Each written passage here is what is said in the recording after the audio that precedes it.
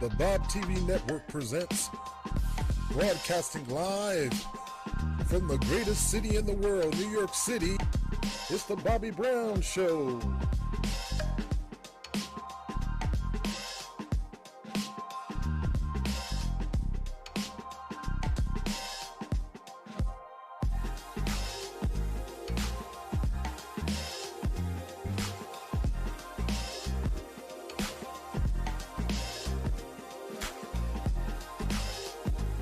And now here's your host, Bobby Brown. Well, good evening. Welcome to another episode of the Bobby Brown Show / podcast.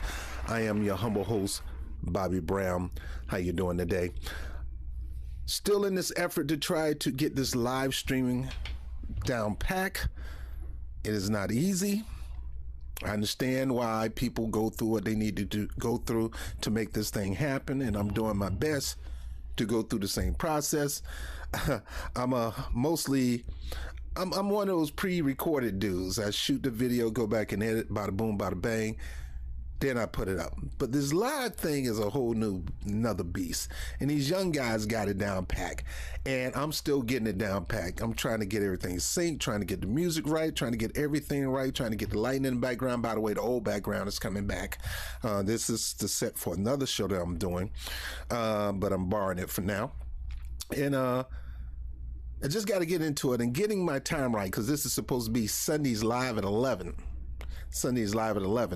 But you know, I work a job and I get off on my job. Sometimes I work double, sometimes I'm exhausted, and then I got a music project coming out, so it's been kind of busy for me to actually be here on 11 o'clock. My goal is for my business to grow to a point where I don't have to worry about a job. Everybody worry about a job.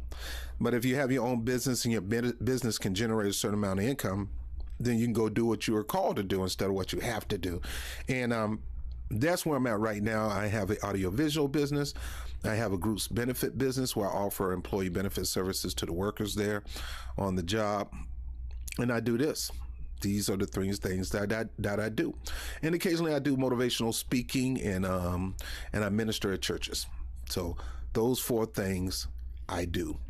And at the same time, I still work a freaking job, and it's just a lot. And I'm looking forward to cutting back on some of this stuff. And that's where you guys come in the future. We'll talk about partnership and partnering with the Bobby Brown Show and the Bobby Brown Podcast as monthly patrons and things like that. Now, me, honestly speaking, I don't want to bother people about that stuff. I do have programs and I do have services that I can provide the members up here, provide the audience up here, that I think is a great benefit to you. And you look down at the link, you'll see them right there.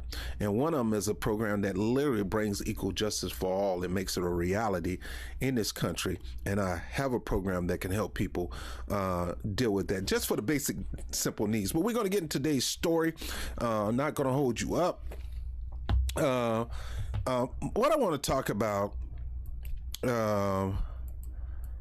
is what's been going on lately on TV, on the news, and it's this. And I don't want to ever stand in defense of Joe Rogan, because I got my problems with Joe Rogan, but I don't want to stand in defense of him, but yet I have to stand in defense about what he's doing. Can I say that? This ain't about Joe Rogan. It's about what he's doing. What he's doing is free speech. What he's doing is free speech on a platform. Now, if that platform is open to free speech, I dare you to stop that. I dare you to stop a platform from allowing people to freely voice their personal opinions. That is what this country is all about. I dare you, and I dare you liberals, and I dare you conservative, and I dare anybody. I dare you to work so hard to silence this man. I'm sitting up here watching all these stars, Enya Irie and all these stars, deciding to pull their music off Spotify. Don't get me wrong, my music on Spotify too. I don't make no money off of it right now. But, but the nerves of you to say, if you don't silence this guy, I'm taking my music off your platform. It's a platform. It's a free speech platform. They ventured over into podcasts, and once they ventured over to podcasts, that's different. Now, honestly speaking, they have a prerogative. They can do Spotify podcasting. They can do Spotify music. But you don't pull your music when you hear all this other music that talk about all other kind of crazy stuff. You got bigot music out there. You got gangster music out there. You got overly sexual music out there. You got all kind of music out there. But you want to pull Joe Rogan up there because he may be spreading some misinformation. Maybe, maybe not. It don't matter. Turn the freaking channel. Go to another podcast. Let me calm down. Let me calm down. Let me calm down. One of the most dangerous actions in media is not spreading misinformation. It's hiding information. Information that could benefit you, information that can lift you, information that can save your life. And the problem is, most America bought into the narrative that there's only one way to deal with this pandemic when there's multiple ways to deal with the pandemic.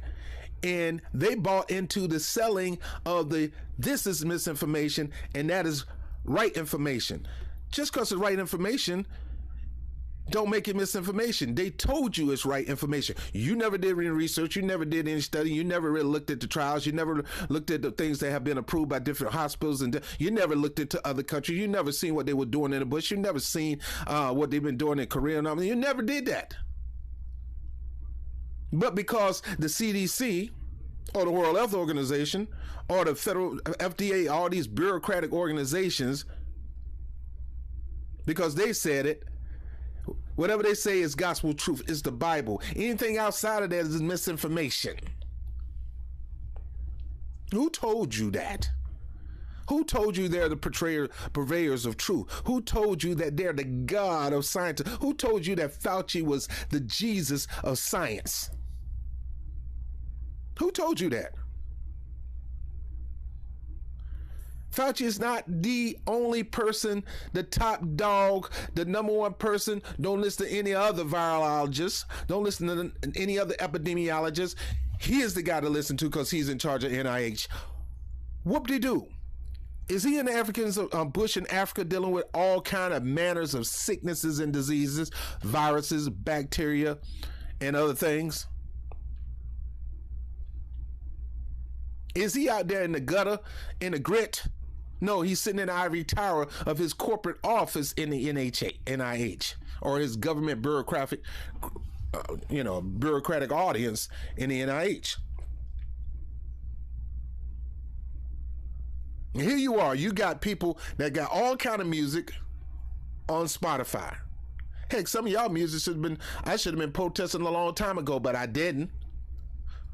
The problem is, these people,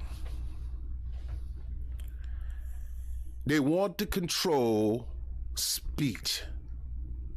They want to control your constitutional right to free speech. It is my constitutional right to free speech. And it don't say except on this platform. Now I get it. There's some words you can't say because it's dangerous. No, you can't go into an airport and talk about bombs. You can't even look at a woman and say, boy, she's the bomb.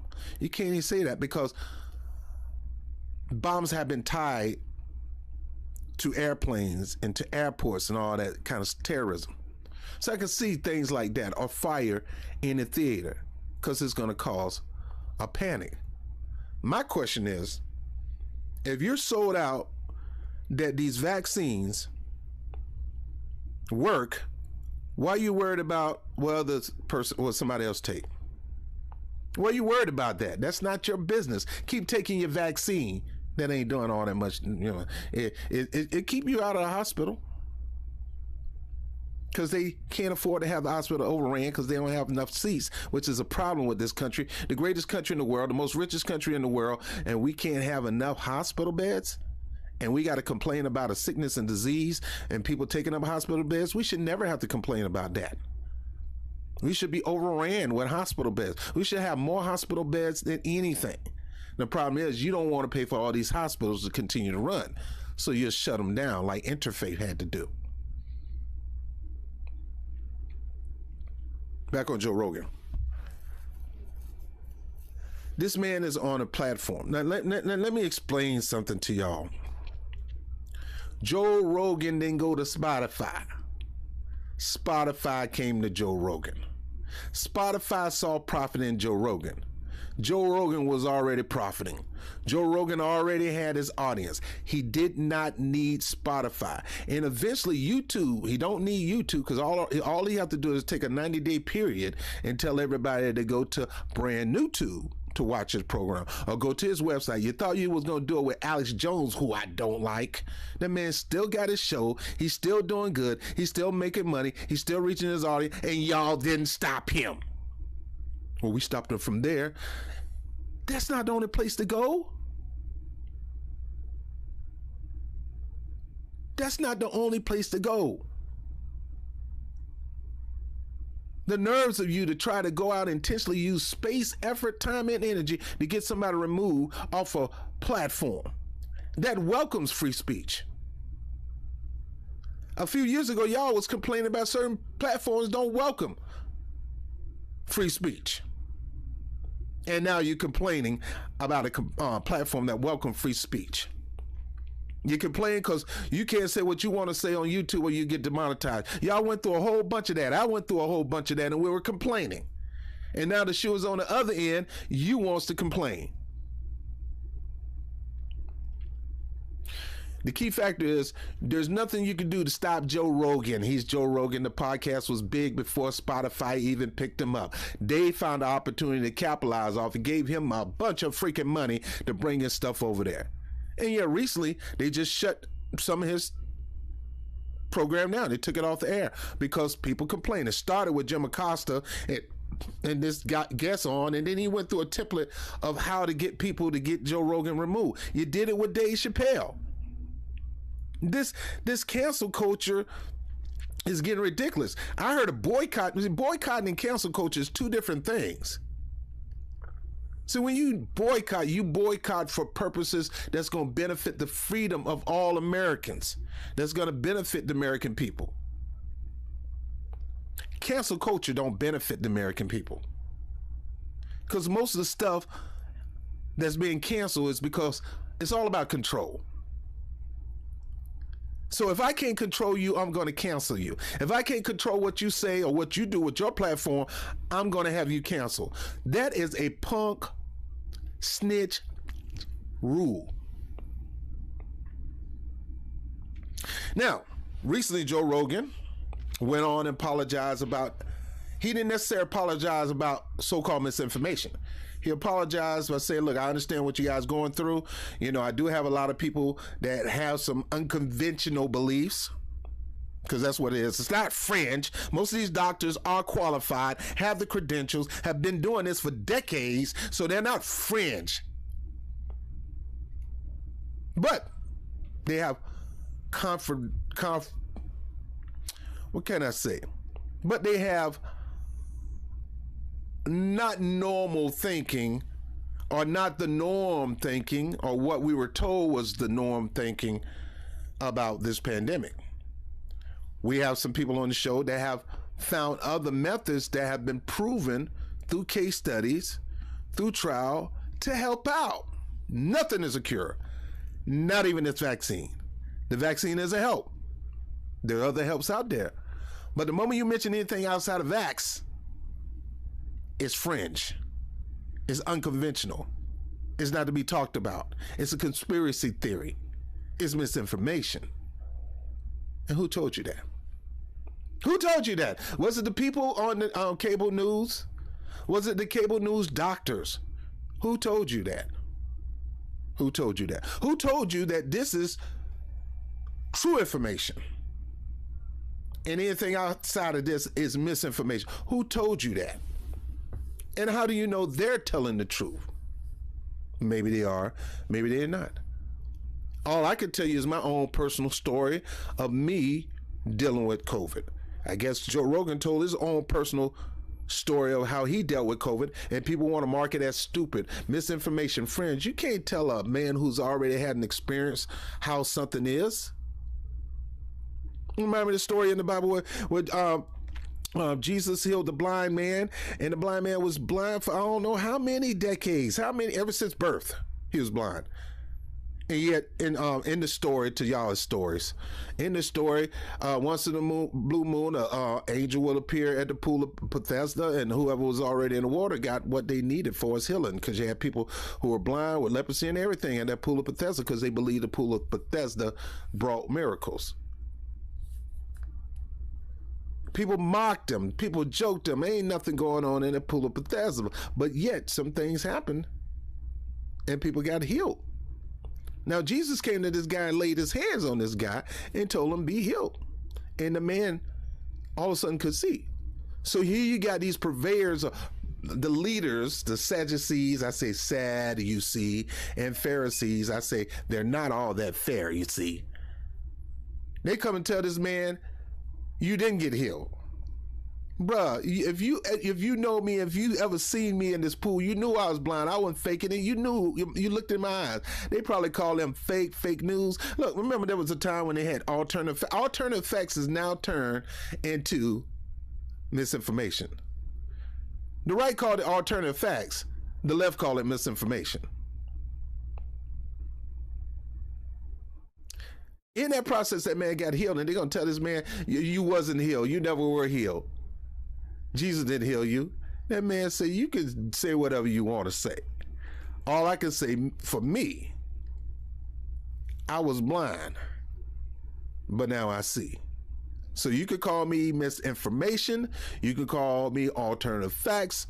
All I know is once I was blind, but now I see. I can see you, your ugly head, your ugly eyes, and the boogers in your nose. I can see you now. I couldn't do that before, but I see you. And boy, I heard your voice. You had an ugly voice, but you're more ugly in person than your voice. You know. So what I'm saying is this. If you have a problem with Joe Rogan, if you have a problem with Mayo, you don't hear from him no more. If you have a problem with all the right-wing zealots, if you have a problem with all the left-wing zealots, trying to control what they say or do ain't gonna make this country better. I embrace, you say whatever you want to say. I got the freedom not to listen to you. And everybody else got the freedom not to listen to you. But it's a big platform. It's their platform. It's their audience. What the hell you got to do with it? You can't save those folks. Stop trying to save people. I mean, when I was when I was out working with in ministry and on the streets and stuff like that, I realized I couldn't save people. They have to make the decision to save themselves. All I can do is put the message out there and you make the decision. The key is I put the message out there, you make the decision. Joe Rogan put a message out there, you make the decision. You ain't got to go to follow him. You can go the other way. Same thing with Jesus. You ain't got to follow him. You can go to the same thing with me. Same thing with you. You just put the message out there. Whether they receive it or not, that's on them. Stop trying to control what people hear and what people do. These people are grown freaking people. I don't care if it's mistruth. I don't care if it's misinformation. They've been doing that since the beginning of time. Lie. The news do it all day, every day, but they don't get demonetized. Nobody try to pull them off of various platforms. Now, Joe Rogan went on, and Joe Rogan is winning this fight. So what they want to do now is they want to employ black people's suffering and pain to try to get Joe Rogan off of air. And it was successful to the point it took about maybe 70 episodes off. The nerves of you the nerves of you to use my people's suffering and pain to try to get somebody removed. Now, I seen this video a while back of Joe Rogan and his compilation or, this series of videos of Joe Rogan using the N-word. And now it's resurfaced. Now all of a sudden it's resurfacing again. Like that's not timing. That's not by design. People have been saying this for a long time. This thing is old. And now you want to bring it back. And you want to use racism, bigotry to get somebody canceled. When you didn't use that same racist and bigotry on Bill Maher when he used the N-word. You didn't use it. How many people you got canceled? Did you get the governor of Florida? Well, I guess he's not in office no more. But did you have him removed the moment you found out he was in blackface? And the various people that you saw in blackface, did you have them removed? Did you call for them to be canceled? Did you call for Megyn Kelly to be canceled? She should have been canceled a long time ago. She should have been canceled in high school. Did you call for her to be canceled? You want Joe Rogan to be canceled, but you didn't call for Bill Maher. And I can go through the countless of people who said controversial things. Are you going to get Whoopi Goldberg canceled because she made a decision to call she told some sort of truth on white people, which comes in different forms, and Nazism and fascism and the Hitler belief about purebred Caucasian versus filtered Caucasian, because in Hitler mind, a filtered Caucasian is a Jew. Somebody that's been through, that's not pure. But we'll talk about that another time. I'm not going to go in there. My point is, you putting all this energy to get Joe Rogan canceled, and you couldn't get it done because Joe Rogan was already successful before Spotify people. And half of these people are pulling off their stuff. Ain't nobody listen to that stuff. And they can go somewhere else and listen to it. And you got Neil, what's his name, decide to take his stuff over to Amazon. Amazon, all people, don't nobody listen to Amazon music. That's his hurt.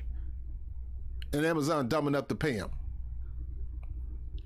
And Amazon owned by some of the crookedest people you know, starting with Jeff Bezos and BlackRock, and I can go on and on and on. Acting like they care about what people hear. Stop caring about what people hear. Stop caring about what grown people hear. They're grown. I'm talking to all you people up here. They're grown. They can make their own decisions. You haven't wiped their behind today. You haven't given them a bath. So stop trying to bathe their mind and bathe their ears and wipe the behind of their minds and ears. It's not your job to control what people say or what people do. That's their job to control what they say and do. Now, Joe Rogan, being gracious enough, he does this.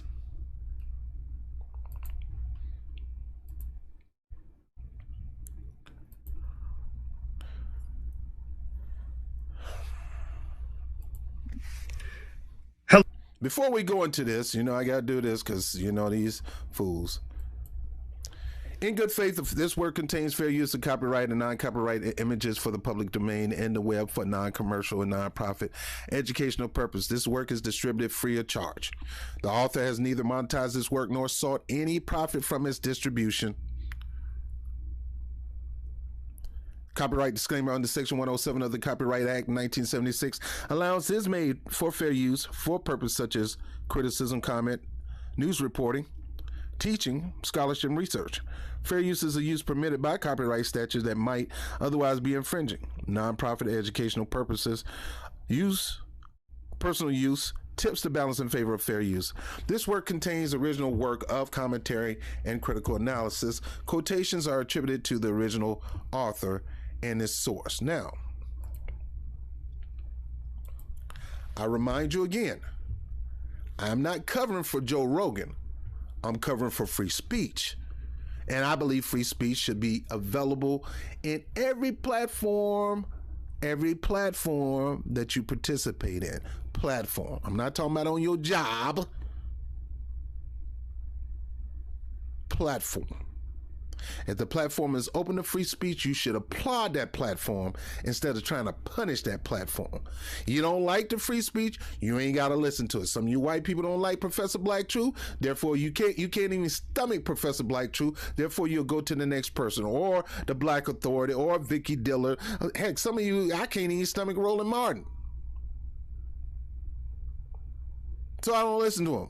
I once in a blue, I'll catch something. You know, and it's worse than VD when it comes to Roland Martin.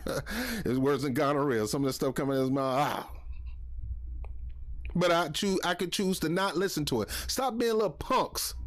Oh, I gotta control what people say. I gotta control. You spit misinformation. Well, spit your behind on to the next channel.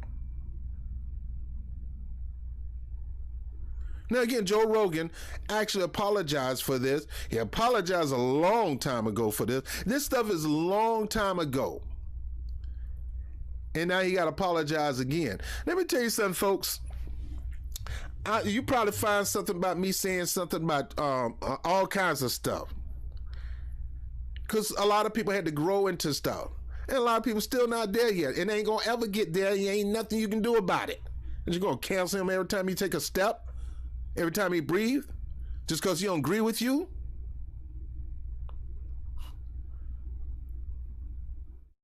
These are the seeds of fascism when you try to control what people hear, say, and do. I don't want my children to hear about the past, how white people treated black people in America. I don't want them to hear. Well, they going to hear it unless you're going to keep them home.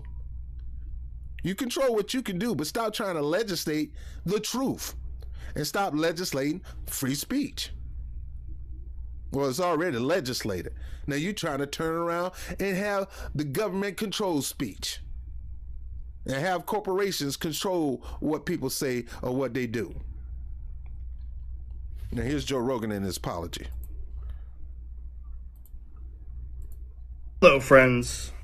I'm making this video to talk about the most regretful and shameful thing that I've ever had to talk about publicly. There's a video that's out that's a compilation of me saying the N-word. It's a video that's made of clips taken out of context of me of 12 years of conversations on my podcast, and it's all smushed together, and it looks fucking horrible. Now, Joe Rogan, I got to tell you, you shouldn't be using that word anyway. If I very rarely use the word N-word, rarely, you hear me, but I rarely use it, then you shouldn't be freely saying this word out of your mouth. Now, I'm going to get on you for that, but I don't think you need to be deplatformed. Even to me. Now, I know that to most people, there's no context where a white person is ever allowed to say that word, never mind publicly on a podcast. And I agree with that now. I haven't said it in years. Now, understand this, these folks, there is no reason for black folks to say it, but we say it. We've taken ownership of the word and you ain't getting it back. You're not going to try to humiliate and make us feel small with that word. We decided to take that word and make black people feel bigger. But I don't like the word in general because I know the roots of that word. So therefore, I don't use it. I'm not going to use it to try to big people up. Yo, what's up, ma? I'm not going to do that. I use the word king. What up, king? What up, king? What up, you know? We used to say, what up, God? What up, God? What up, king? Uplifting words. We don't use the N word. But black people still use it to this day. But don't you dare think you can get that word back, bro. You ain't white people, you're not getting that word back. And if we see you using it, we will come after you.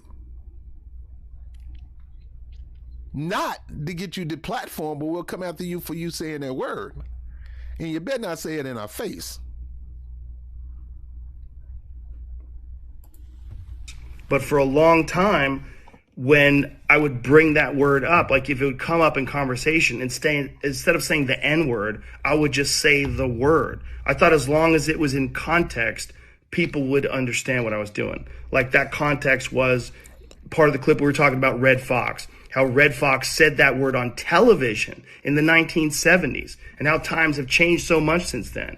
or about how Richard Pryor used it as one of the titles of one of his albums, or I was quoting a Lenny Bruce bit, or I was quoting a Paul Mooney bit, or I was talking about how Quentin Tarantino used it repeatedly in Pulp Fiction, or I was talking about how a Netflix executive, ironically, used it because he was trying to compare it to another offensive word, and he said it out loud, and they fired him. Not calling anybody or just saying the word out loud. And Joe is telling the truth on that. He was going through these examples of people using that word. That exactly what he did. But of course, people are going to try to turn it into something else. But I would say, why is this a topic of discussion anyway, Joe?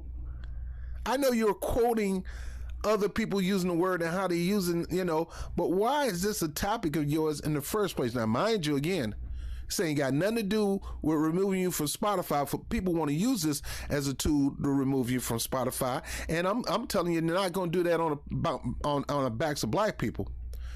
See, black people, they want to use this to get you to join them in unison, because they know they can't really get nothing done without you. They can't get nothing done without you, so they're going to employ you by hook or crook, or by force, or by default, to help them. See, Joe Rogan called y'all the N-word over and over and over again. Well, he didn't actually call in majority of these cases, but he apologized back then. He's apologizing again now. You only get one apologize from me, dog. I'm telling you now, I've done some stuff. I ain't gonna tell you the things I do, but if it pop up, I'll apologize one time. After that, y'all can go to hell. Literally go to hell. Because if I ask you to forgive me and you don't forgive me, that's your problem. I'm clean. I'm free. And that man asked y'all to forgive him one time, said he wasn't going to do it, and y'all want to continue to wallow on this. The bitterness is in you. And whenever you hold animosity and bitterness on the inside of you, it's like drinking poison and thinking the other person going to die. No, you going to die. You going to die.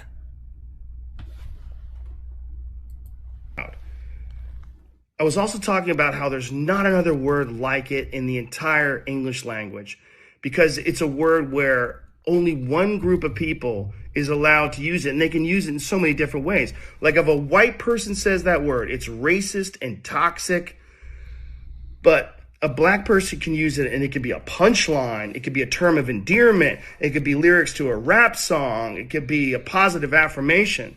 It's a very unusual word, but it's now in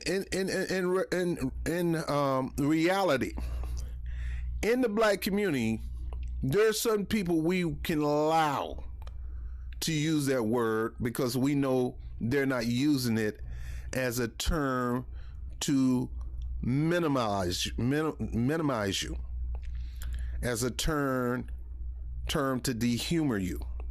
See, when that word was founded and started getting its use, it was a term of separation and humiliation and shame. It put you in a position of on the same level of an animal. But now we decide to take the word and we use it for various reasons, even positive. I know that sounds hard to believe, but when somebody from the hood dap you up and say, yo, man, that is camaraderie. Now, again, I don't like the word. I don't use it. At least much. Very rarely. But we're able to take that word and make somebody feel comfortable. You can be a white boy on the block. If we embrace you and we see you as black, as the black white boy, we can let you slide with that. We ain't letting any white person use that word and slide with that, because if they did that and our white boy is with us, our white black brother is with us, so to speak, then when you catch this beat down, we expect you to be right there in the beat down. Matter of fact, we expect you to be the first person to punch the dude for saying that, because you're supposed to be one of us. You decide you want to be down with us, and that's why we allowed you to use that word. So when it goes down, you ought to be the first person swinging on the person who used that word without our permission, without our endorsement, without us knighting you to use that word. Now you got Arabs and everybody want to use that word. Hey, if we ain't accept you as one of us, don't you dare use that word. I don't care who you are. That word is sacred now. And it's sacred for a reason. Because you used it to humiliate us for hundreds of years. Now we're going to use it to humiliate you. So don't use it. And if you do, you better have an endorsement to use it. And let me tell you something, folks. There's no really, in my book, there's no endorsement. You don't have the right to use it. Bill Maher don't have the right to use it. Kyle Kalinske ain't had no right to use it. Nobody ain't got a right to use it. Not even to me personally. I don't think black people should be using that word. Not my word to use. I'm well aware of that now, but for years I used it in that manner. I never used it to be racist because I'm not racist, but whenever you're in a situation where you have to say, I'm not racist, you fucked up. And I clearly have fucked up. And that's my intention to express myself in this video, to say, there's nothing I can do to take that back. I wish I could. Obviously, that's not possible. I do hope that, if anything, that this can be a teachable moment. Because I never thought it would ever be taken out of context and put in a video like that. And now that it is, holy shit, it looks bad. And it's part of also me doing this podcast for thousands of hours, thousands of episodes, over 12 years. I've said a lot of fucking stupid shit, which is fine when you're talking about most things, but not when you're talking about race.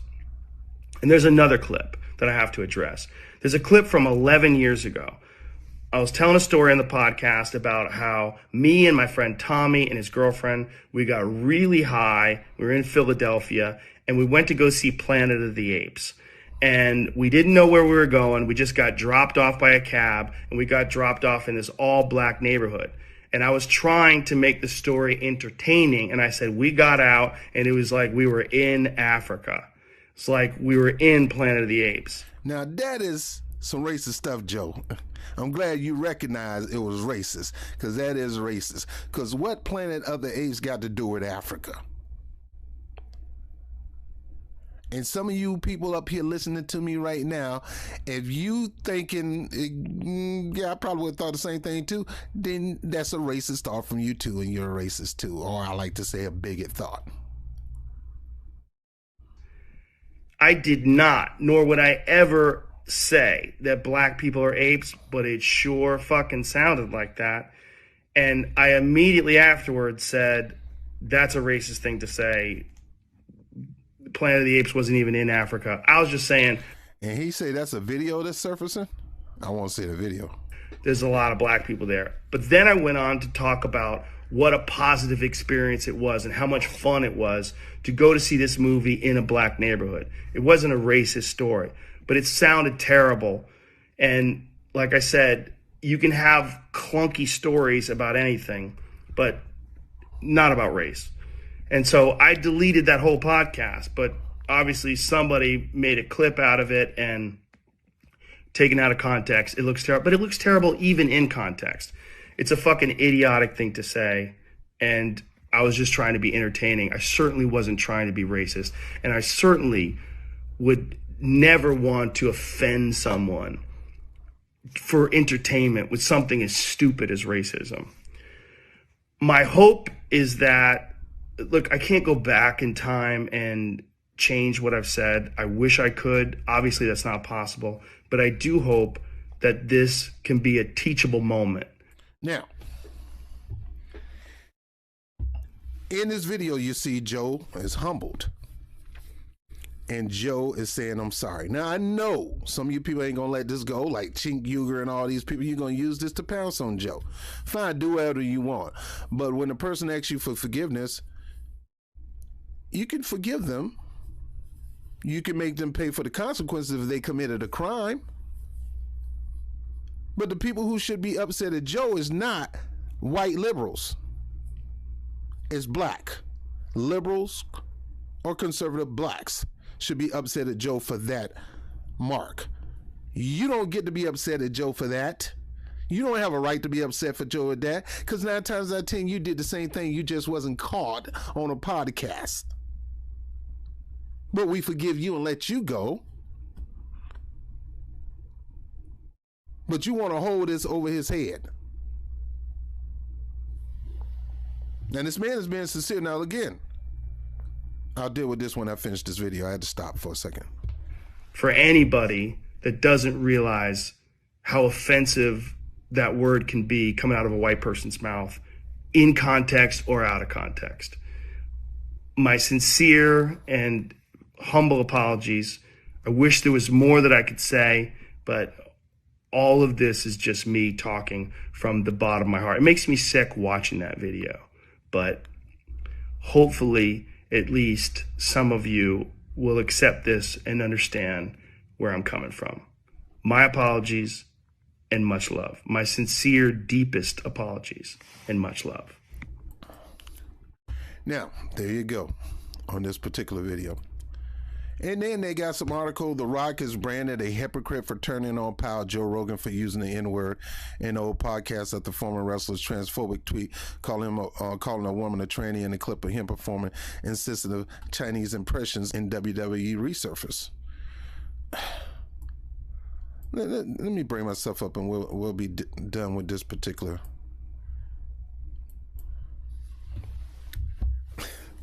Rock saying trans things in the past. Rob, I've said some trans things in the past, and I probably said some all kind of stuff in the past. Half the time I was drunk, I don't know what I said, but I probably said it. I assume because I used to smoke so much weed and because I used to drink so much, I assume I've said some horrible things to some people because I wasn't a nice guy. I'm not the nice guy that I am now. I was real brutal with my mouth. I would cuss your mama out if that what it take to hurt you. I would cuss your mama out. Yeah, I'll cuss you out in front of your mama. I'll call you. I would do all kind of crazy stuff. But I've changed. I've evolved. I've had to turn around. And I'm assuming that somebody got a video of me doing these things, so I'm already embraced for it. I'm embracing you for it. Don't be surprised if they come out with a video of me doing something that's unconventional and crazy and off the wall, because I've been, as Paul said in the Bible, I was the chiefest of sinners. I've done some things that's off the wall crazy. I'm not even gonna go there. Smack an old lady because it was a fun thing to do. What kind of crazy stuff is that? I smacked the old lady because somebody challenged me to smack an old lady for some money. And I'm like, dude, I'll do it for free, but give me the money anyway. Bye out. I've done some bad, horrible things. Guess what? So have you. Yeah, I'm pointing a finger at you. So have you. So don't you dare use this opportunity to pounce on that man because he has been exposed in his wrongdoing. Because you've done some wrongdoing. The problem is you haven't been exposed yet. It may come. And you got to consider yourself when you see people in these positions, because this could be you. This could be you. Now, the whole point of this video is stop using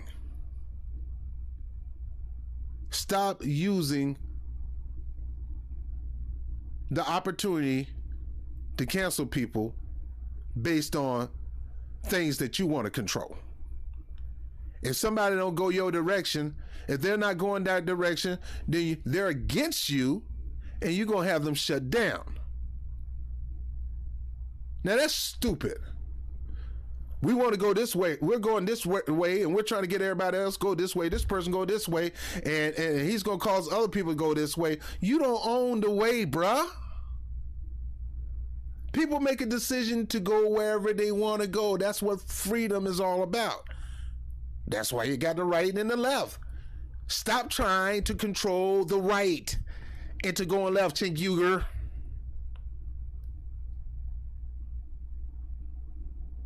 Stop trying to control what people do, what they're thinking, how people live their lives. That is something that even God don't do. And yeah, I'm going to quote scripture. The Bible say, choose this day whom you're going to serve.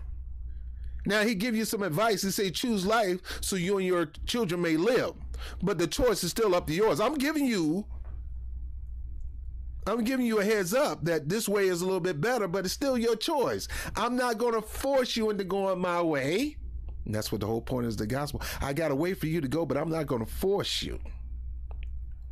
And that's how it should be in just about everything. I got a way for you to go, but I shouldn't force you. This ain't the U.S. military.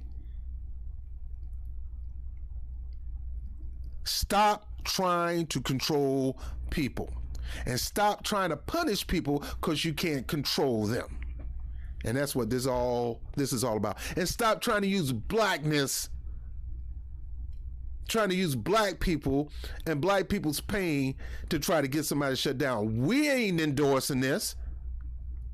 The man said the words a long time ago. We now most of us probably forgave him and forgot about it. And you want to bring this stuff up and get mad at us because we're not joining you in unison to condemn this man. Man, I don't know why I'm quoting Bible scripture, but yet there's another Bible story. Don't disconnect from me. Bible principles, man, are funny stuff, man. There was a story of these religious men caught this woman in the act of adultery. In other words, they caught this woman having sex with somebody. My question is, how did you catch her having sex? Obviously, you were sitting there watching. And 9 times out of 10, you probably say, I'm next. And she said, nope. I'm next and I'm getting it for free. Or I'm going to tell everybody. Now, we're just going to have to tell everybody because you ain't getting none of this free. I don't know how, but they caught her in the act of adultery. In other words, they saw her having sex with some dude. And 9 times out of 10, the old freaky old religious people probably wanted some too and probably asked her to give her some.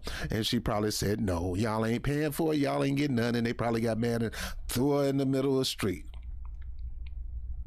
And they pointed the finger at her and said, look, Jesus, this woman has done us wrong, has done wrong. And Jesus said, look, he who without sin cast the first stone. They couldn't cast a stone because they was just as bad as her. It just was a different act of sin. And I'm telling you right now, you're no different. You're going to make dumb mistakes. Your job is not to make them again, but you're going to make dumb mistakes over and over again. Now, if you're the type of person just say, forget it, I can care less, then that's an issue. It's an issue I can't control. The point is, you can't control people. You can't control what they say. You can't control what they do. And shame on you to try to counsel them because you can't control them. Let that man say what he want to say. Let that man have whoever he want to have on his show. Turn the channel. Go to the next podcast. It ain't for you. I'm not for you. There's some people who ain't going to be able to handle me. Because I'm going to talk about everything. I'll talk about faith-based, Bible-based stuff over here. I talk about sports. I talk about whatever I want to talk about. And either you tune in or tune out. And obviously we get a lot of you tuning out. And it's okay. You have that choice. I'm not trying to get you to rock with me. If you rock with me, great. If you don't, great. There's plenty of YouTubers you can rock out with. I'm not your guy. Go to the next person. Great. Joe Rogan, not your guy. Go to the next person. Now, my final thought on this. Shame on you people in media. Don't be bringing up blackness to try to aid in you getting somebody canceled. That's not your job. Now, we decide to do it, and we are fed up with anybody like Joe Rogan or anybody else that have used the N-word or done something wrong to black people, and we decide to move to get them canceled. That's us. We don't need your help. We don't need the Democratic Party trying to capitalize off of. Let black people do that on their own. We don't need you Republicans telling us to come off the plantation, to go on another plantation. Get out of here with that crap. We don't need none of you guys to do all that stuff. Stop trying to use us. We're tired of you using us to get you what you want. From Medicare for all to power in the White House. Stop using us. And we're going to stop you from using us. You do all this stuff. But won't use it. I'm sitting there watching Neil Young taking all his music off Spotify because of what Joe Rogan said, which at that time it wasn't about racist words. It was about different mindsets and different beliefs on this pandemic. But I didn't see him pull his music because what's his name hanging around with Donald Trump? Ted Nugent. And Ted Nugent bigot ways. Or any other bigot out there. I didn't see him willing to pull his music when it come to black issues over COVID. NERE, shame. I would say shame on NERE. You gonna pull your music off over misinformation, but you won't pull your music as a statement against what's been done in the black community. How black people being ignored worldwide as well as the United States. You don't pull your music off from that? You got your priorities wrong.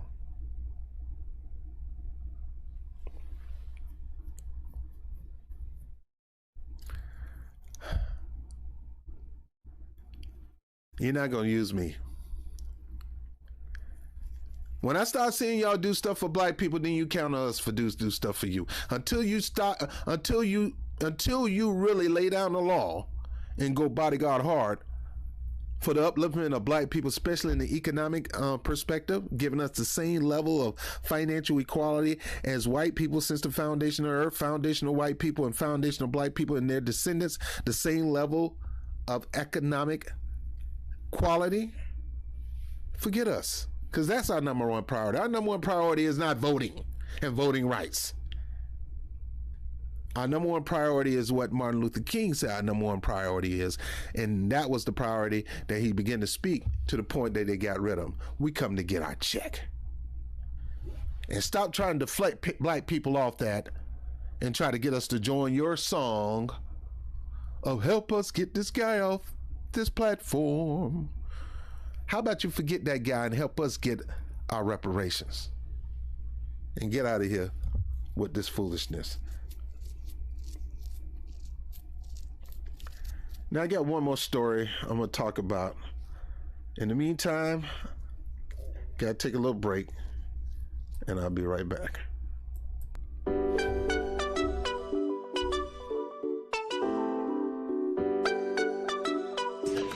Make it to the bathroom while I use my towel all over myself.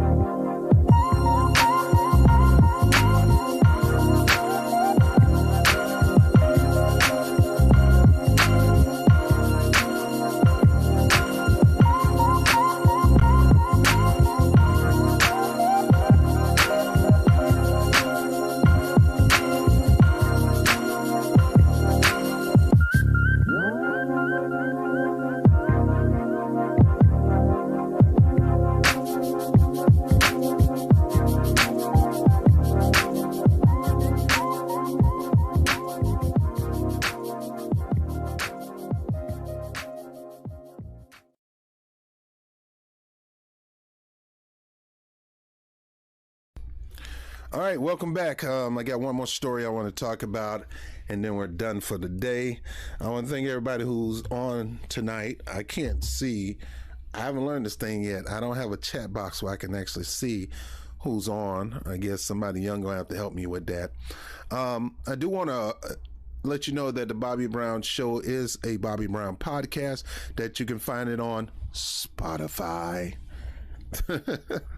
And soon iTunes and all that too, but we're definitely on Spotify, so you can catch that. We're trying to catch up our library and move it over to Spotify, but I'm on Spotify, and I'm gonna be on Spotify, and you can get me removed off Spotify. The only time I'll be removed off Spotify is probably if they do something horrible to my black community, so that's that. I'm on Spotify, and you can have me removed all you want. I don't give a crap. I'll find some way to be on there. Again, my point on Joe Rogan thing is Joe Rogan built him an audience that's not going to go anywhere. You're not stopping that guy. You just only stopping him to be on Spotify, maybe. But remember, he was doing good before Spotify came. Spotify came to him. He didn't go to Spotify. Now, nevertheless, let's get into this next segment. I'm going to talk about something that I think is so important. Now, I want to look at you eyeball to eyeball. It is very important. Very important to be sharper when it comes to your surroundings and recognize false flags or recognize red herrings. Or just basically recognize when somebody's trying to game you, somebody trying to pimp you. We got intellectual persons way smarter than me that lack wisdom. Like I told you, look, guys, I can't ever claim to be the smartest person in the world. I didn't graduate from college. I didn't go to Ivy League school. I didn't go to preparatory school. I went to a regular high school. Went to the military straight from there. Got kicked out. Got kicked out, man. So I'm not the smartest man in the world, but what I do believe I operate in is wisdom. A man with wisdom gets more done than a man that's smart. Now, it could be different ways where they're better than a smart person, and not all areas. But the point is, I believe I'm wise, and I believe I'm getting wise, and I believe you're getting wiser every day. But you got to be mindful, because you got some snaky, slimy, crafty people out there that's trying to game you, that's trying to manipulate you to get something out of you. And that's the reason why I went through that whole time talking about Joe Rogan and the N-word videos that's resurfaced, that he apologized for, that they resurfaced, hoping they can get black people to join the bandwagon of canceling this guy. And I'm not joining the bandwagon. Number one, he said he's sorry. and he appears to be genuine in his sorrow. I can't judge that, but I'll see if he keep doing it over and over again. Then I know he's not sorry. But my point is, don't use us because you got a problem with misinformation. Don't use us to try to set him straight or whip him into doing the so-called right thing. The so-called right thing, your way, may not be the right way. And don't use me to promote that. Especially you ain't gonna give me nothing for it. Are you freaking crazy? Don't use me. I don't work for free. My job called me today. I'm off today. And they gonna call me 4 o'clock, obviously wanting me to come in. Are you freaking kidding me? I'm saying this to bring up this point. Black people, especially those who roots go all the way back to the slave trade, who roots go all the way back to indigenous blacks that was put in the mix of slavery. And it has happened a lot.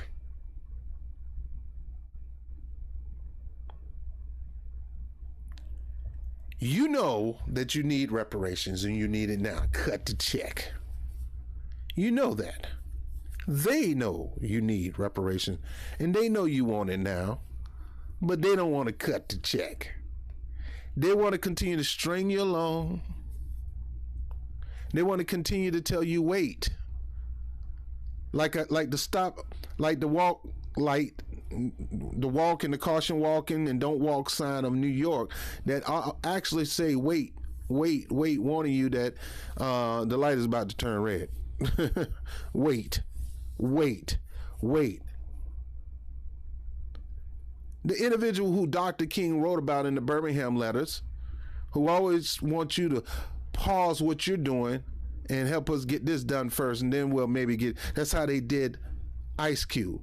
Well, if you stop this contract for a black man, just stop all that. Don't talk about that right now because you go cause Joe Biden to get lost. Why would he lose? The only way he would lose is if he don't want to do it.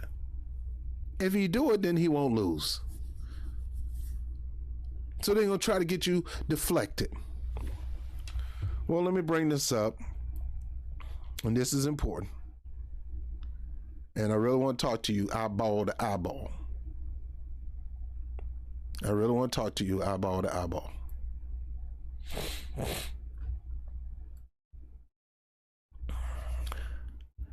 Now, you remember at the beginning when Biden began to run for office, he said, I'm going to put a black woman on the Supreme Court. Well, CNN did an article about that January 29, 2022. Say Biden said he'll put a black woman on the Supreme Court. Here's who he may pick to replace Breyer. Now, understand this. Saying that you're going to put a black woman on the Supreme Court and nothing else after that is tokenism. You're not going to blackface our reparations, Joe. You're not. Because this is black-facing reparations.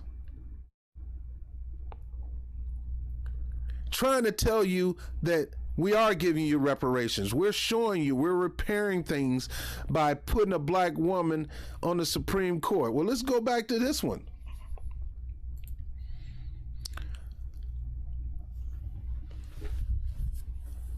They're trying to tell you this is your reparations. And you should be satisfied with this. We gave you a black president who did nothing for black people.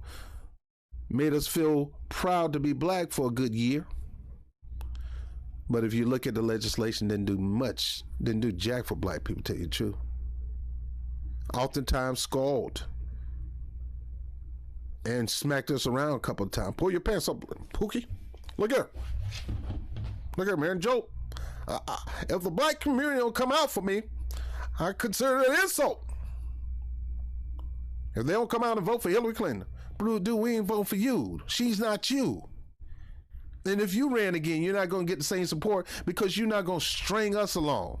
And I'm telling you, black people, you got to stop them now from stringing you along, not the next election and the next election. That is what you call a string along.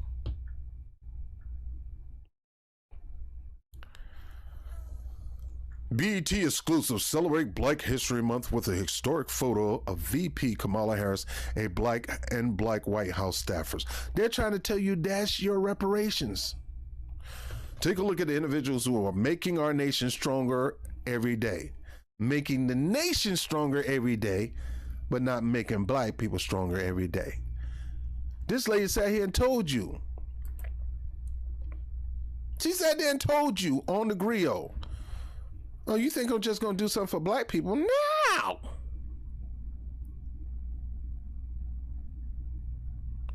Y'all let those eyes, that nose, and that smile charm you.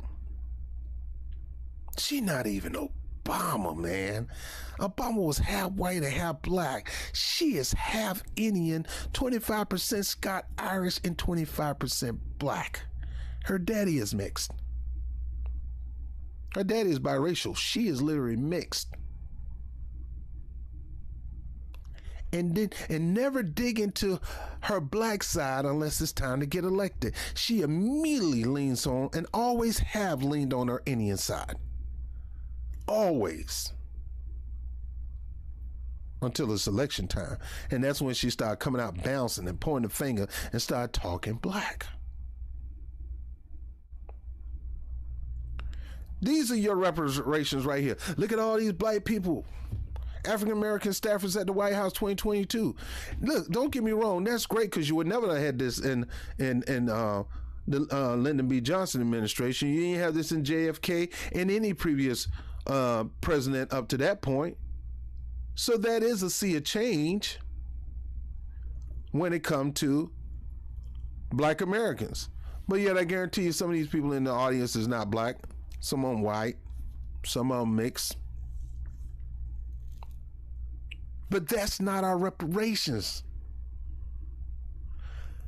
Electing and hiring a bunch of black people to be staffers ain't doing nothing for this country and ain't did nothing for the black people in this country to this day. How is that giving us reparation? This is not reparation. We ain't gonna sit here and let you sell us that this reparation. You could, if you think this is reparation, you better go back to the drawing board because we ain't buying it. And this ain't gonna get you the continued support. Now understand, I understand that this would not look nothing like this at all ever in the Trump administration. You would have never got a staff like this in the Pence organization. I get that. But that is still not what we've been fighting for. That is not what Martin Luther King was talking about when he said we come to Washington, D.C. to get our check. That was not what Dr. King was talking about when he talked about all these land grants given out to all kind of people who was adopted as Caucasians, when at one time they the country didn't accept them as white, such as the Italians and the Polish and the Germans and stuff like that. They didn't accept them as white at one time. But to do a great takeover, you become what we call 100% white. As beautiful as this picture is, that is not your reparations.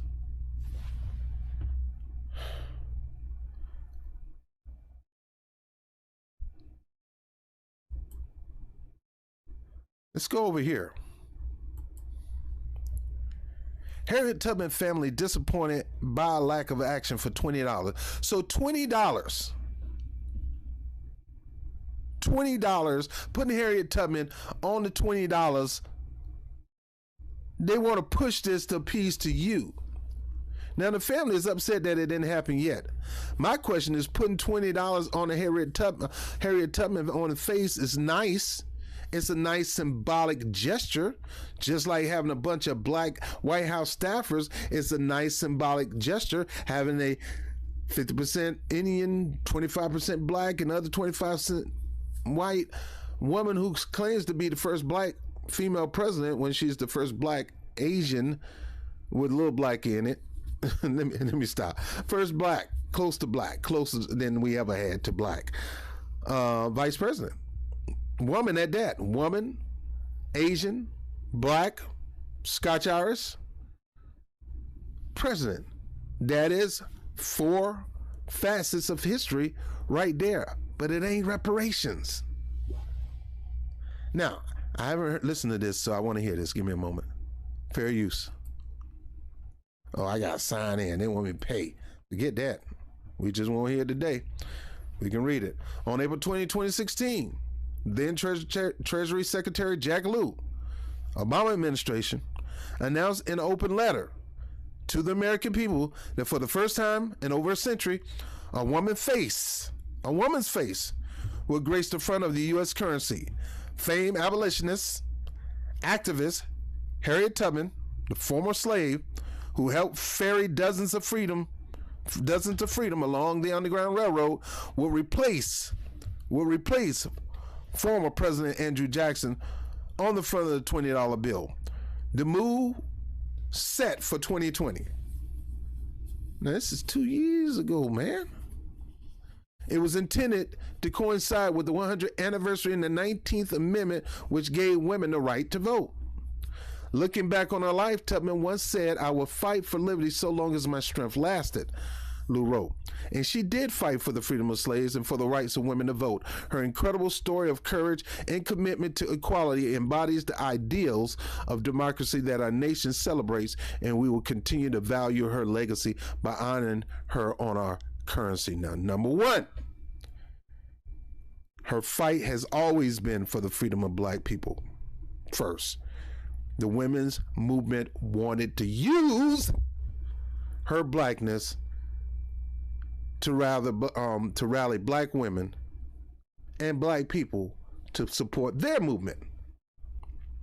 Again, wanting to use us to get something done for them, but when it's time to turn the favor over to us, they don't want to do it. Here it is now. This lady face still is not on the $20 bill. More than 5 years later, our nation's 7th president still adorns the front of the $20. And her descendants are getting frustrated with the delay. I guess the family should be frustrated because their great-great-great-great-great-great-great-grandmother is not on the $20 bill. But all black people are not talking about this. I haven't heard nobody say, I'm not just upset. They said they're going to put Harriet Tubman face on $20. And it hasn't happened yet. What is going on? I've heard nobody say that yet. I don't think I'm ever hear somebody say it. But what I do hear over and over again is, where's our black agenda? Why the black agenda hasn't been advanced? Where's our reparation? Where's our cash payment in tuna, 20 trillion plus? Why the government isn't doing nothing for us? How the government just in 1 year do more for Asians than they done for black people in over 40 years? Speaking of Asians, we'll get to that later. This is not our reparation, black people. Harriet Tubman on the $20 bill is fine. It's a symbolic gesture. Having a black vice president is fine. It's a symbolic gesture. Right here. Congress approved Juneteenth as a federal holiday, but Florida legislatures failed to act on the issues. That's because Florida's full of bigots. That's my home state. But Congress approved Juneteenth as a federal holiday. Black people getting excited. Look, that ain't just for you. That's for anybody. Some of the most bigoted, racist, Klan wearing, proper Klan hair, right to white, white to right, Richard Spencer type of person. They can get that day off and get paid for it just like you. That is for the benefit of all people, not black people, but all people. And what they are continuing to tell you in the face is, we're going to focus on benefiting all people and leave you hanging in the dust. Because if we benefit all people, it'll benefit you too. Not to the level that we need to be benefited, dog. Don't even try that.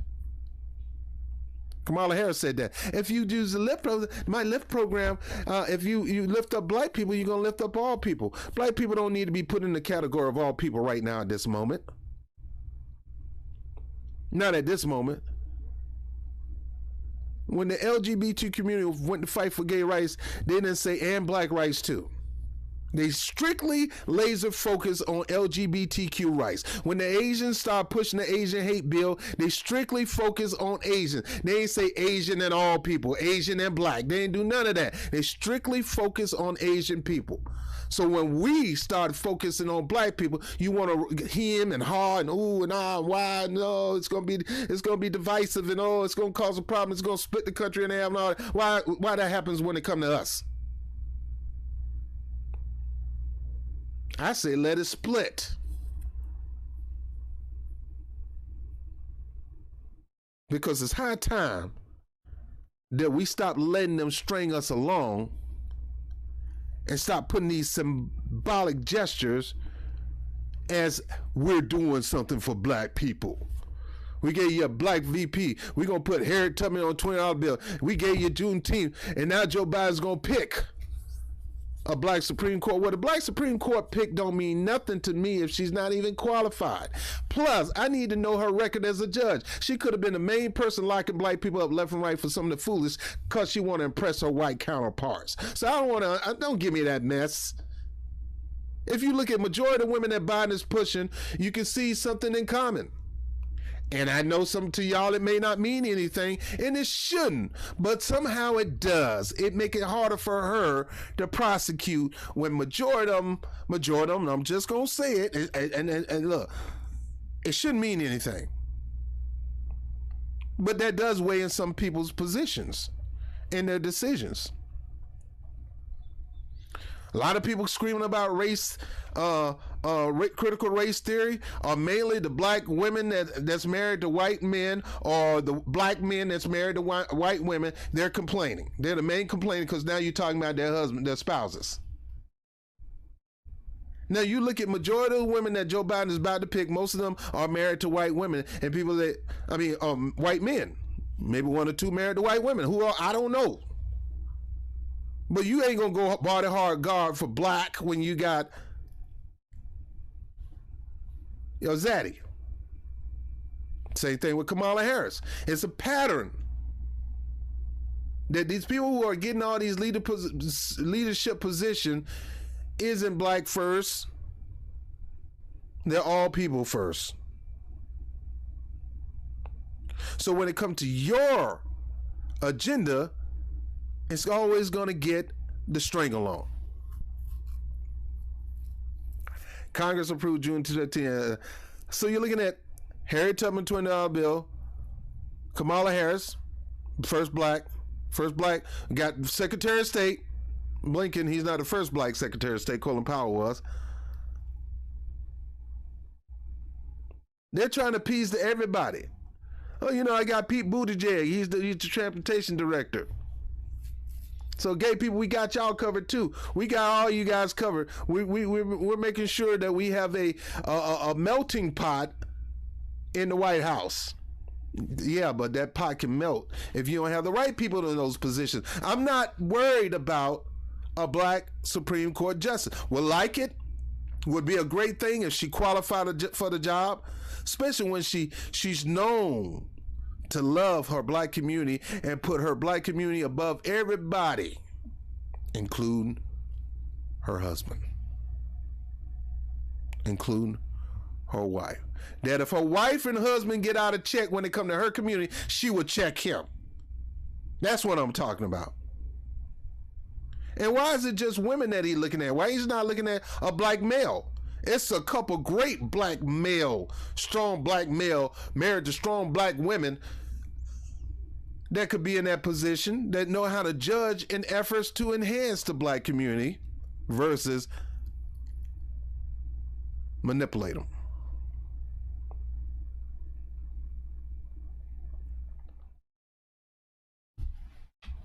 Let's go to this one. Now, as soon as we got Juneteenth as an official federal holiday, with the ability to get paid on that holiday. Remember, we had to fight for Dr. Martin Luther King holiday for over 20 years, man. 20 freaking years for it to be a federal paid holiday. And Arizona was the last to come to that conclusion. Soon as we get Juneteenth, and that was year before last, it became a holiday. Now here's the Asians trying to push the year of the tiger, how Lunar New Year could become a federal holiday. Now they're going to push Congress to pass the Lunar New Year, the 12th federal, the Lunar New Year as a federal holiday. Now don't get me wrong, Asian people contribute to the American society, then they should get benefit from the American government. If you have a strong long-term history of making this country great, then you should be rewarded for doing that.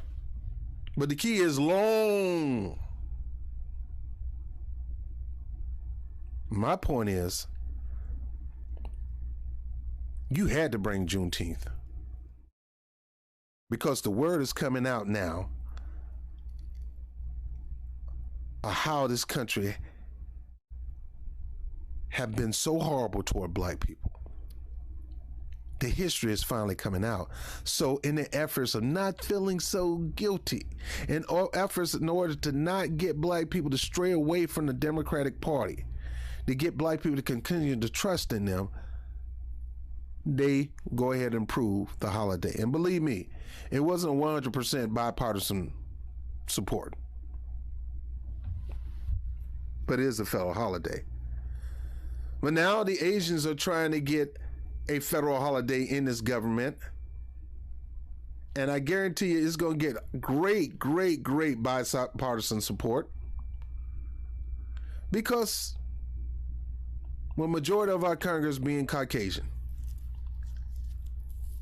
of course they're going to do whatever they can to accommodate their Asian counterparts. Because they're Asians too. And I know you don't want to understand that, but Caucasians are Asians too. A lot of them originated from the mountains of Asia. They call it the Caucasus Mountains. So you got white Asians. Asians come in various colors. They're not just a certain look or certain tone. Majority of Arabs are considered Asians. Majority of white people, no matter where they come from in Europe, they're considered Asians. Or you're Asians.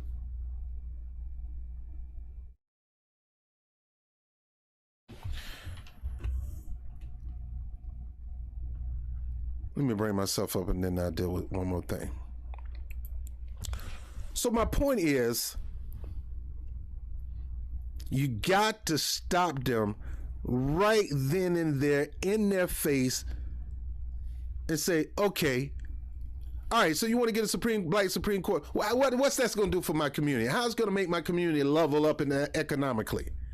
How is it going to change the laws where my community can get more, the same inequality when it comes to starting a business, or whatever, as a white person in this country?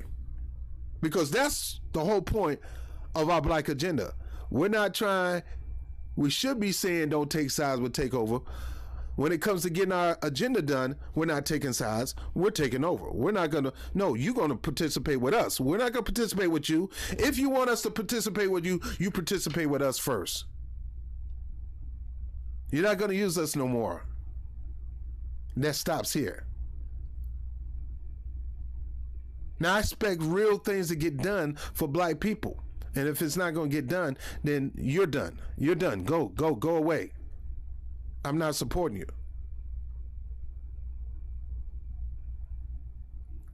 Don't be deflected. Don't be hoodwinked. Don't be bamboozled. Don't let them run amok on you. This is not your reparations.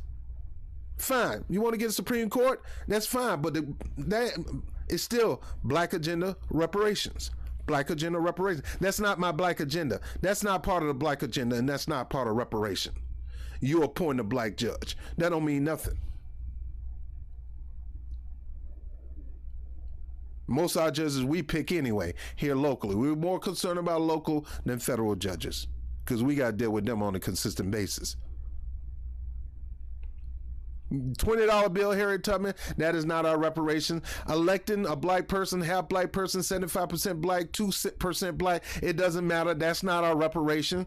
Having a black agenda that's named black, but all on the inside, it's an all people agenda, that's not our reparation. No, go back to the drawing board. It's not our reparation. We told you what we want. We're telling you this is our demand. And if you're not going to push it, then we're not pushing you. I mean, we'll push you, but it's not going to be where you want to go. We're not playing games. Now, last but not least, one more thing.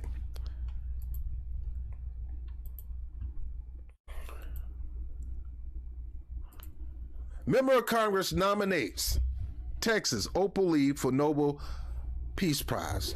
Why? Miss Opal is one of them old Negroes that's still stuck in the 70s.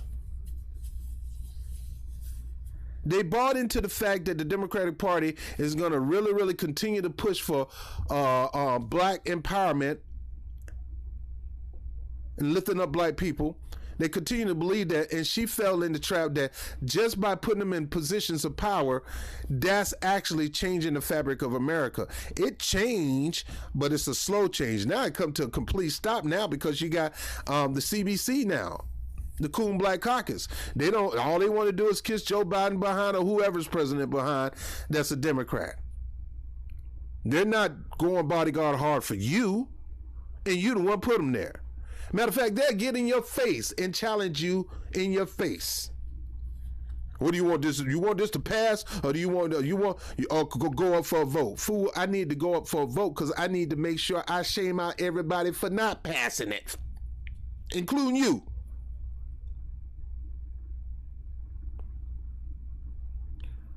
Now, in the words of Fred Sanford, how this old white lady? I mean, she ain't white. How this old lady get nominated for a Nobel Peace Prize? Did she actually bring the black agenda to pass? Did she actually got black people their reparation? What have she done for black people other than that Juneteenth holiday, which ain't did nothing for black people, that did something for all people? How is that saving black people? How is that saving any person? Opal Lee, grandmother of Juneteenth, nominated for Nobel Peace Prize by members of Congress. It's crazy, man. I don't understand this stuff. Folks fall for this stuff. 3,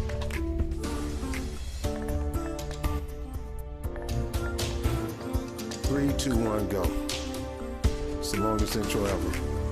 Miss Opal Lee, she is the grandmother of Juneteenth, and the Fort Worth native has been nominated for the 2022 Nobel Peace Prize. Yeah, 33 members of Congress signed a letter nominating Miss Opal. They cited her dedication to equality, as well as the work she put in to make Juneteenth a national holiday. Miss Opal is 95 years old. Woo! And she's been trying to have it designated a holiday since she was 12. The Nobel Peace Prize laureates will be announced later this year in October. Oh, by the way, at ABC. Now, folks, I know you're going to get mad at me. I'm going to bring myself up.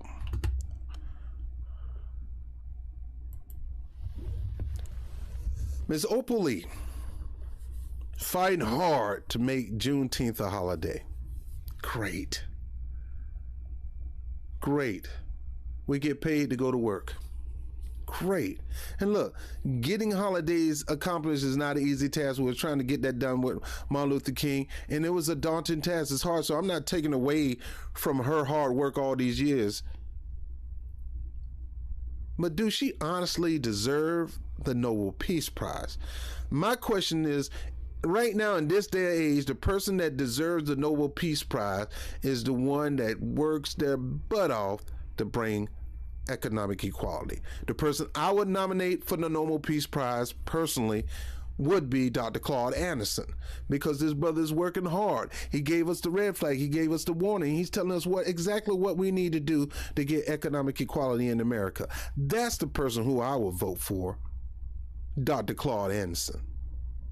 Or I'll give old patriarchs the Nobel Peace Prize. Because even though Malcolm X did that by any means necessary, he was really trying to institute peace. He never got that Nobel Peace Prize. Barack Obama got a Nobel Peace Prize and went out and upped the ante on the wars and got more people killed with drone strikes, yet nobody canceled him and asked for that reward to return back to the Nobel Peace Prize people.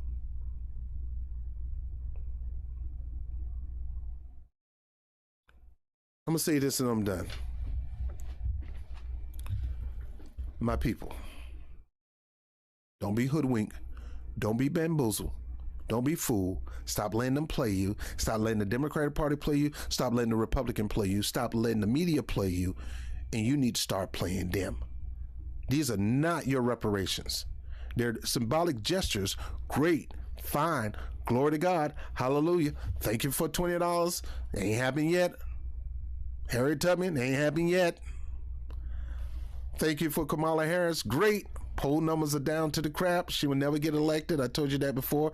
She had to be appointed to this position by Joe Biden because she can't win an election. Going forth, she ain't gonna ever win an election. She's not charismatic. She is not Obama. She's not female Obama. I'm tired of this. Oh, we got a female Obama and Kamala Harris. Oh, we got a gay Obama and Pete Buttigieg. Oh, we got a young, vibrant Obama and what, you know, I'm tired of this. We got Latino Obama with the Castro brothers. I'm tired of this stuff, man. I don't care. Obama didn't do nothing for us.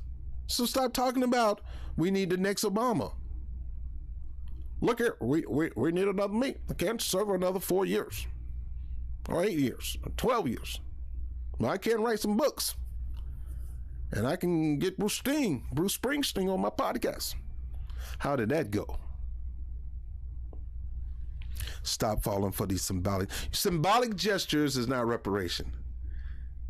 You need something tangible. And that ain't it. And I'm here to let you know, and you need to be right behind me in their face with this statement whenever they do this stuff. Yo, you doing this ain't helping black people. It's helping you look good. Possibly can get some people to vote for you because you seem like you did a great deed. But a great deed don't put food on the table. A great deed don't pay the bill. Unless that great deed is to put food on the table, is to pay the bills, is to pay the rent. And right now, a black Supreme Court justice ain't doing that. Harriet Tubman on the $20 bill ain't doing that. The same $20 bill with Harriet Tubman face and the same $20 bill with Jackson face on it can still buy a $20 bag of weed. A 20 is a 20. It's just a symbolic gesture. She's on there instead of him. It's not my reparation. Juneteenth is not my reparation. Martin Luther King Day, Juneteenth Day, or any other black holiday, great. But it ain't paying the bills and putting food on the table in the level it should. It's not helping me gain more property. It's not helping the black community become economically equal to the people who brought them here in chains. You do not let them throw these little cookies at you hoping you're going to eat it. They're cookies with salt and poison in it. Don't eat it. How about taking and give it back to them and say, I want to see you eat these cookies first. It's your time. It's your time to take those cookies they gave you and give it right back to them and tell them eat it first, because I'm not going to eat it. I don't trust you. So until you eat the cookie and you come out fine, I'm not even thinking about it. My whole point is, that is not your reparations. You know what reparation is. You continue to push them on it, and you don't stop until you get it. Like, share, subscribe. I'm Bobby Brown with the Bobby Brown Show /podcast. Appreciate you. Like the video, share the video, subscribe. Double check to make sure you're still subscribing, because they'll unsubscribe you. Make sure you got the alert on your bell. Make sure it's on always so you can get every alert when a video is dropping. Whoop, there it is. Make sure you go down to the Legal Shield link down there. Get educated with Legal Shield. It's a service that I've been providing for over 10 years. Phenomenal services. I'm a long-time member. The services work phenomenally. You just got to be educated on how to use it. It literally gives you equal justice for all. Now, when it comes to more serious issues, we got a program that will help those situations also. Also, you want to contribute to the podcast, the information is right there. Every dollar counts. Hoping one day I can get off the job circuit and do this full time. I love you guys. Don't let nobody, I almost said take your cornbread, that's my boy Tim Black quote, but always remember that find your that's Nico quote. Here's mine. Here's my quote, and take this serious. Don't let them pull one over your head. These symbolic gestures, they actually think you're that dumb. They actually think you black people are that stupid, that we're that stupid, that you doing these symbolic gestures to keep us in the camp a little bit longer for the next 4 years, and the next 4 years, and it'll keep us quiet about what we demand and what we expect. And that we're going to continue to support you, even though you won't give us what we really, really need. Let me tell you something. A husband don't give his wife that nighttime gift that she need. Sooner or later, she gonna get it from somewhere else. Vice versa. If that woman decide that you ain't getting nothing, Negro, for a while, let me tell you something. Don't put that man through that. Don't let your personal hang-up stop you guys from going in there and getting busy. It might work out in your favor. If he mad at you, he probably take out all that aggression on you the way you really like it. And vice versa, fellas, she might be mad on you. Let her take that aggression out on. I want you mad at me. I want you upset at me. Make me pay for it. You know what I mean? I know you said, Rob, you're crazy. But no, you need to clap back at them. You need to get right back in their face. It ain't happening more. That ain't working. That ain't it. Nah, take that, man. That ain't it. You don't be coming giving me these crumbs, man. I'm not a crumb eater no more.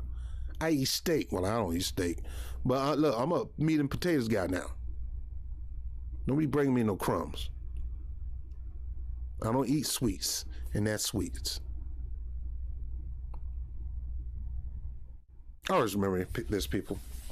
Go out there and make a positive mark on the world that cannot be erased. And if you have not done that, do that today. And always remember that I love you more than you know, unconditionally. And good morning. And good night.